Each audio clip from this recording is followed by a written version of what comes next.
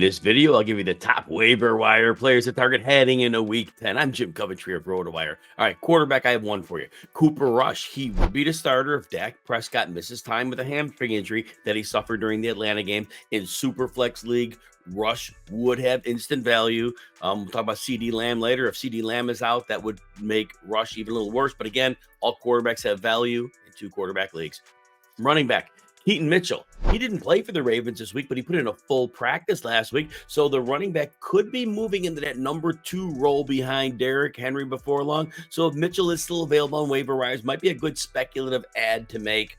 Also, another one player maybe rostered in some leagues, Ray Davis is averaging 6 touches over the last 3 games. That's not much, but as we've seen, Davis is a very good player. If James Cook were to miss time, Davis would be a major fantasy factor. Remember when Davis stepped in against the Jets' bad run defense, but Davis played well and continues to look great the more he's on the field. If you enjoy videos like this, please consider hitting the like button and subscribe to the RotoWire Fantasy Football channel on YouTube. Also, you can check out all of our fantasy football content and rankings by getting a free 2-day trial. No credit card needed. Head on over to rotowire.com/Jim and you can check out all of our content. All right, wide receivers. Let's start out with Demarcus Robinson of the Los Angeles Rams. Now, since last week, the last 7 or so games, whenever Cooper Kupp and or Puka Nacua are on the field, Demarcus Robinson plays a secondary role in defenses consider him an afterthought. However, you go back to last year, Robinson had at least 44 yards in every game he played once taking over that role. There was a week 18 game where he hardly played. The starters didn't play.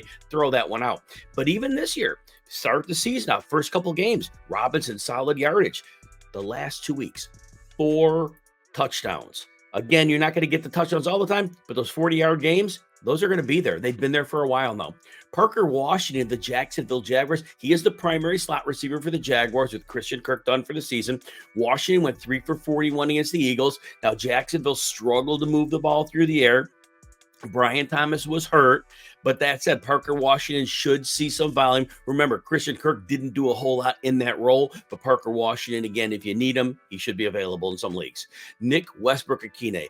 I know he scored a touchdown in 4 straight games, but he has seen at least 4 targets in 3 straight games. Now, Westbrook-Ikhine's role could decrease if Treylon Burks returns from injury. But for now, Mason Rudolph, as long as he's the starter, does seem to focus on getting the ball to Westbrook-Ikhine, especially in the red zone. That's a deep league move.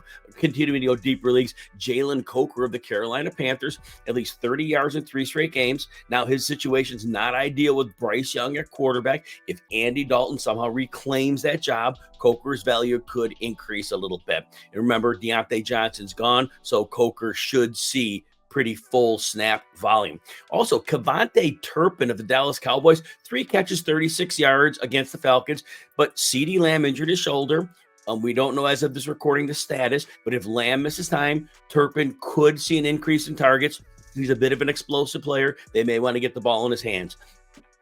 Next, Daryl Hodge of the Atlanta Falcons. Now, Drake London suffered a hip injury in the first quarter of Sunday's game against Dallas. If London misses time, we saw it back in the Tampa Bay game a number of weeks ago when London went out during concussion protocol. Hodge stepped in, did score a long touchdown in that game, didn't do much against Dallas, but again, Atlanta was playing with the lead. Daryl Hodge could be somebody who fills in for Drake London. Also, Jahan Dotson, I know he did very little when A.J. Brown was out early in the season. He had a 36-yard catch this week. A.J. Brown did injure his knee. If he misses time, at the very least, Dotson would see extended snaps. Not that turns into a lot of production. Tight end, Taysom Hill. If he's still out there and he qualifies as a tight end, he's had 10 opportunities to touch the ball as a runner, passer, receiver in each of the last 2 games. The Saints have injuries in offense. Jamal Williams was doubtful this week, didn't play.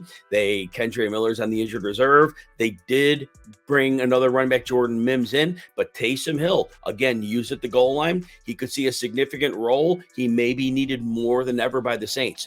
Jatavian Sanders of the Carolina Panthers, at least 5 targets and 49 yards in 3 of the last 4 games. He plays on a team that trails most weeks. Again, quarterback plays not good in Carolina, but Sanders is a good-looking rookie who could remain busy.